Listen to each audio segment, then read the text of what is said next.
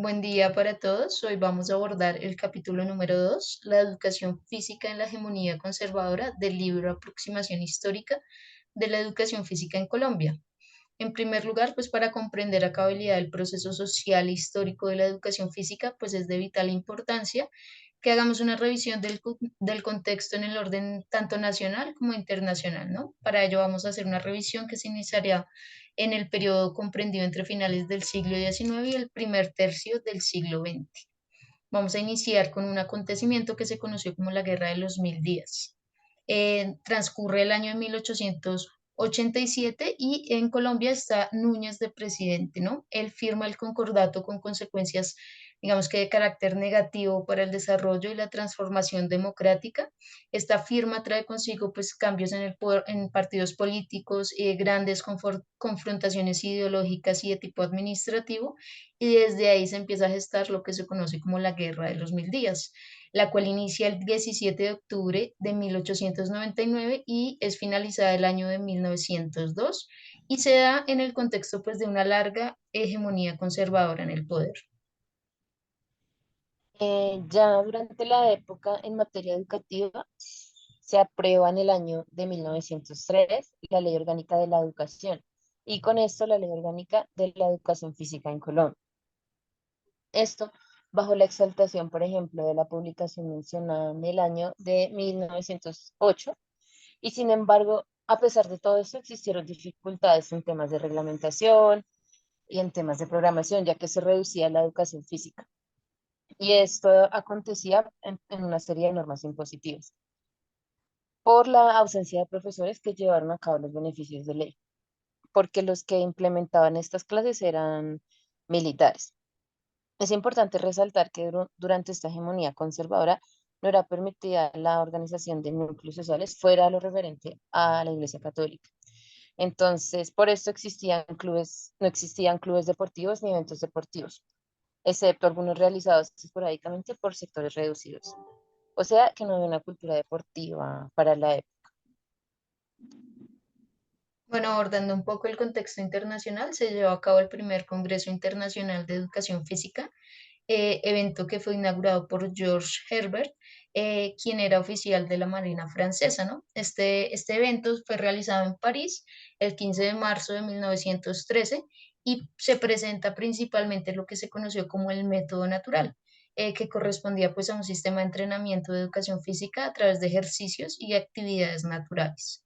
Ya en el contexto colombiano para la época se impartía pues la educación física o la gimnasia bajo estos, digamos, bajo preceptos católicos, separando a hombres y mujeres en su práctica, en prácticas bien diferenciadas y en lugares bien distintos. Eh, Esto, digamos que gesta un contexto discriminatorio para la mujer, teniendo restricciones en la práctica, con argumentos que provenían pues principalmente de la religión, donde por ejemplo pues, determinados movimientos eran considerados pecaminosos. También digamos que era en la práctica el uso obligatorio de prendas de vestir como tipo corset que ocasionaba muchas veces incomodidad o incluso llegaban a ocasionar lesiones. Ya en el contexto internacional, la República Oriental de Uruguay se posiciona como campeón mundial de fútbol. Entonces aquí inician procesos internos para darle una organización adecuada a la organización, a la educación física y al deporte.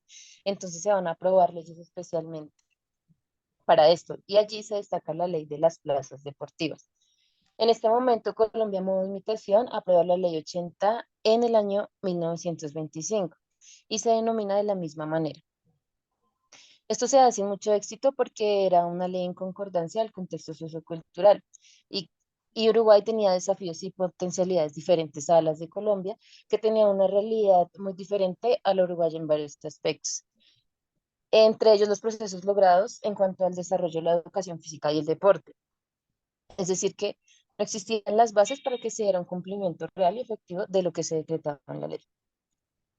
Esto sin mencionar que el contexto político del momento, muchos de los recursos económicos dirigidos a este cumplimiento de la ley fueron mal administrados y para el año 1926 pues no se había iniciado y no se había construido ningún campo deportivo.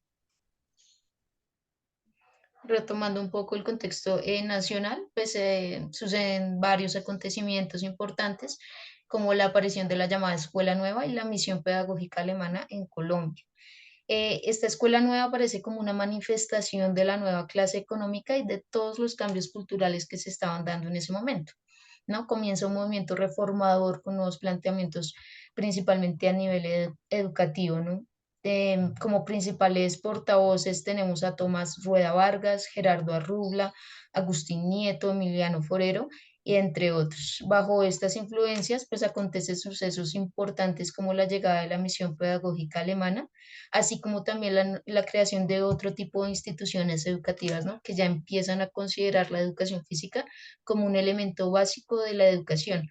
Por ejemplo, el gimnasio moderno, y también dentro de estos sucesos y estas nuevas instituciones se da el inicio del Instituto Pedagógico Nacional, que fue un hito, digamos que en la aplicación de didácticas que fueran realmente acordes a las necesidades de cada contexto. Bueno, ya en el marco de la lucha contra la hegemonía, distintos sectores populares se organizan y empiezan a hacer huelgas y paros contra este gobierno hegemónico. Ya en el año 1928 se realiza la huelga de la zona bananera que termina en una catástrofe conocida como la masacre de las bananeras. Esto con conocimiento del gobierno. Este hecho desencadena entonces la unificación de diversos sectores sociales y políticos en pro de la democracia, obviamente. Entonces ya para el año 1929 acontece una crisis económica mundial y Colombia está inmersa pues en esta crisis. En el movimiento estudiantil se manifiesta el reclamo por cambios que tuvieran significados en la educación y las dificultades económicas que atravesaba el país en este momento. Ya de igual manera para las jornadas de protesta, pues hay muchos asesinatos y asesinan a muchos estudiantes. Es un motivo más para que el año siguiente se eligiera a Olaya Herrera como presidente y como representante del Partido Liberal. Ya con esto concluimos el capítulo 2 del libro. Muchas gracias por su atención. Buen día.